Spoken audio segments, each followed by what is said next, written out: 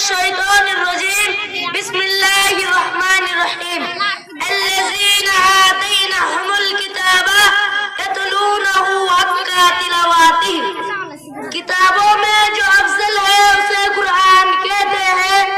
کتابوں میں جو افضل ہے اسے قرآن کہتے ہیں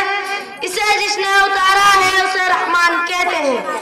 محترم صدر انجمن حکم صاحبان مسلم استاد اور دور دراز سے آئے ہوئے مہمان نام اعظام اور معزز والدین اور پیارے ساتھیوں آج کے اس سالانہ تقابلی پروگرام میں قرآن ہماری زندگی کا رہنما کے موضوع پر بات کرنے جا رہا ہوں قرآن پاک اللہ کی آخری کتاب ہے جو ہمارے نبی صلی اللہ علیہ وسلم پر نازل ہوئی قرآن پاک کو نور کہا گیا ہے یعنی روشنی کیونکہ یہ اندھیروں میں ہماری رہنمائی کرتا ہے یہ کتاب نہ تو صرف مسلمانوں کے لیے بلکہ پوری انسانیت کے لیے ہدایت کا سر چشمہ ہے قرآن ہمیں صحیح راستہ دکھاتا ہے اور زندگی گزارنے کی اصول اچھے اخلاق عدل و انصاف اور شکر کے بارے میں سکھاتا ہے یہ کتاب ہمیں سکھایا ہے کہ ہم اپنے والدین بہن بھائیوں اور دوسرے لوگوں کے ساتھ حسن سلوک کریں اللہ تعالیٰ نے قرآن میں فرمایا یقیناً ہم نے قرآن کو نصیحت کے لیے بنایا ہے تو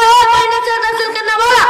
قرآن پاک ہمیں بتاتا ہے حقوق العباد کا خیال رکھو کسی کا دل نہ دکھاؤ اور ہمیشہ انصاف سے کام لو قرآن ہمیں سیکھنے اور علم حاصل کرنے کی ترغیب دیتا ہے رسول اللہ صلی اللہ علیہ وسلم نے فرمایا تم میں سے بہتر وہ ہے جو قرآن سیکھے اور دوسروں کو سکھائے معزز سامعین ہماری ذمہ داری ہے کہ قرآن کو ہم اپنے دل سے پڑھے اس کے معنی کو سمجھے اور اپنے زندگی میں اسے نافذ کرے جب ہم قرآن پر عمل کریں گے تو ہماری زندگی خوبصورت پرسکون ہو جائے گی آخر میں اللہ تعالیٰ سے دعا کرتا ہوں کہ وہ ہمیں قرآن کی تعلیمات پر عمل کرنے کی توفیق عطا فرمائے اور ہمیں دنیا اور آخرت میں کامیاب کرے آمین باقی دعوانا الحمدللہ رب العالمین